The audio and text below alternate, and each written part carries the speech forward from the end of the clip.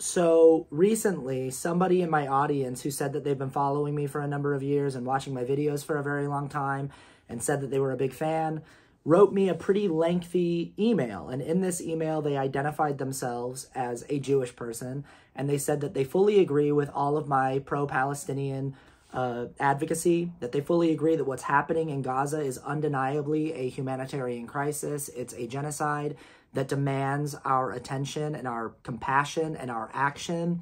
They agreed with my criticisms of the Israeli government and their actions. But then they went on to say that despite the fact that they fully agree with me, they are experiencing a great deal of personal anxiety and fear centered around their Jewish identity.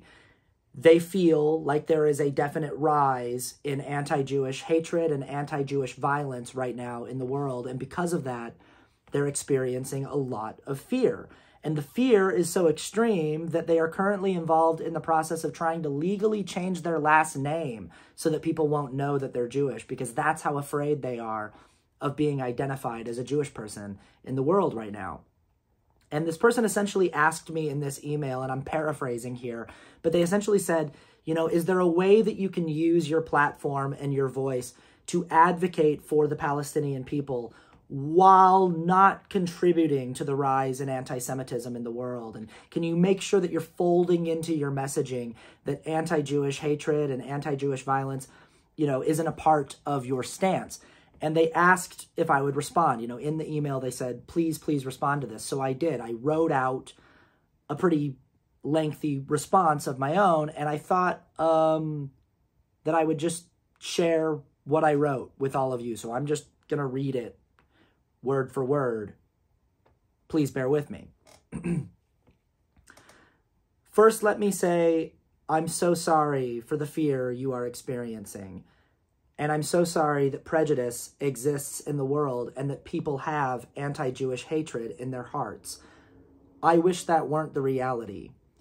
I think all prejudice is so intellectually juvenile and honestly embarrassing for our species. We really should be more evolved by now. So sincerely, I am sorry that you are on the receiving end of a portion of humanity's irrational obsession with identity-based ignorance and fear. All that being said, if you are looking at pro-Palestine advocates as the people who need to make it their duty to curb anti-Semitism, I think you might be looking in the wrong place. Anti-Semitism existed before October 7th, and it existed before Israel began its horrific 8-month bombing crusade we are currently witnessing. The vast majority of people advocating for Palestinian life on the internet, myself included, are doing so without a shred of anti-Semitic messaging. I've gone out of my way several times to denounce anti-Semitism and make it clear that anti-Semitism is not a part of my pro-Palestinian stance. I've never said anything even remotely anti-Semitic while advocating for the safety of the Palestinian people. If you are angry and afraid about the spike in anti-Semitism in the world, my advice would be to point that anger at the Israeli government and its supporters.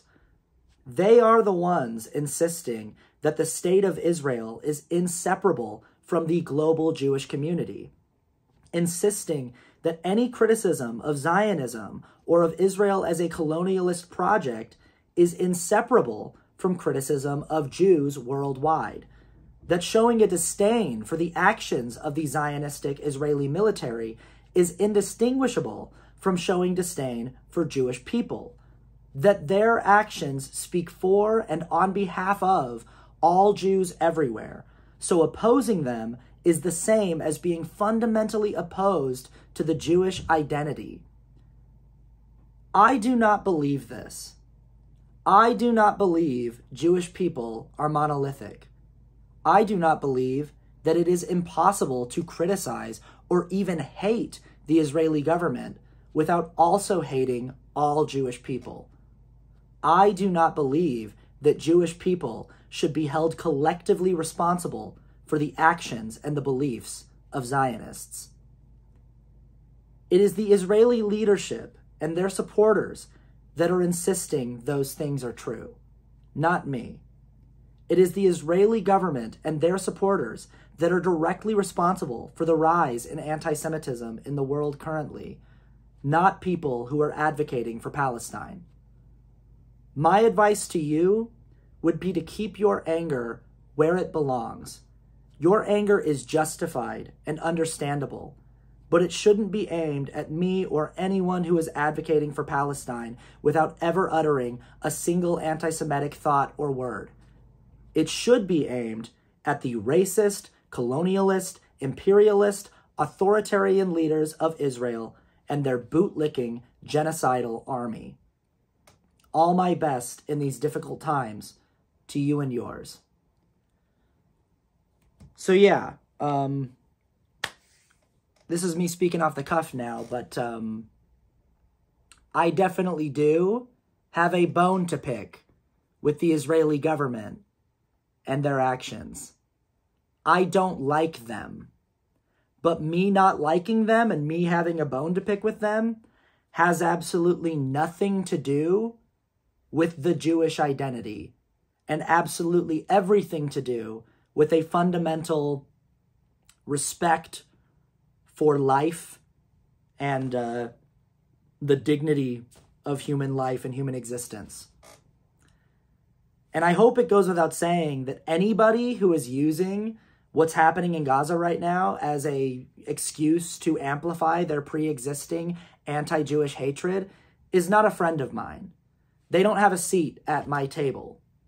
You can't sit with us, Gretchen Wiener style, full stop. You're not a part of my club.